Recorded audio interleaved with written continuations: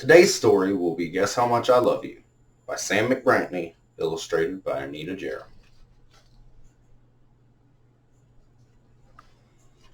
Little Nut Brown Hare, who was going to bed, held on to Big Nut Brown Hare's very long ears.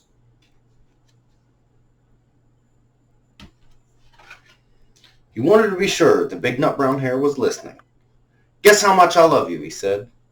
"Oh, I don't think I can guess that," said Big Nut Brown Hare. "This much," he said, stretching out his arms as wide as they could go. Big Nut Brown Hare had even larger arms. "But I love you this much," he said. That is a lot," thought Little Nut Brown Hare. "I love you as high as I can reach," said Little Nut Brown Hare. "I love you as high as I can reach," said Big Nut Brown Hare. "That is very high," thought Little Nut Brown Hare. "I wish I had arms like that." Then Little Nut Brown Hare had a good idea. He tumbled upside down and reached up the tree trunk with his feet. "I love you all the way up to my toes," he said.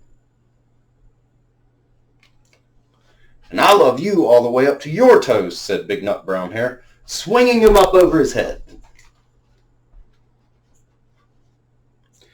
"I love you as high as I could hop," laughed Little Nut Brown Hare, bouncing up and down.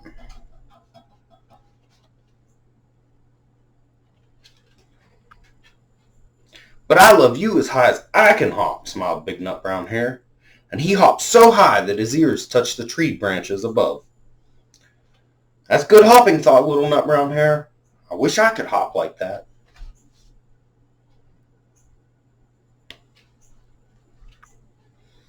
"I love you all the way down the lane, as far as the river," cried Little Nut Brown Hare. "I love you across the river and over the hills," said Big Nut Brown Hare. "That's very far," thought Little Nut Brown Hare. He was almost too sleepy to think anymore. Then he looked beyond the thorn bushes into the dark night. Nothing could be further than the sky.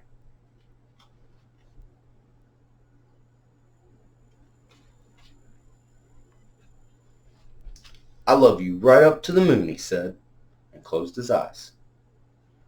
"Oh, that's far," said Big Nut Brown Hare. "That's very, very far." Big Nut Brown Hare settled Little Nut Brown Hare into his bed of leaves.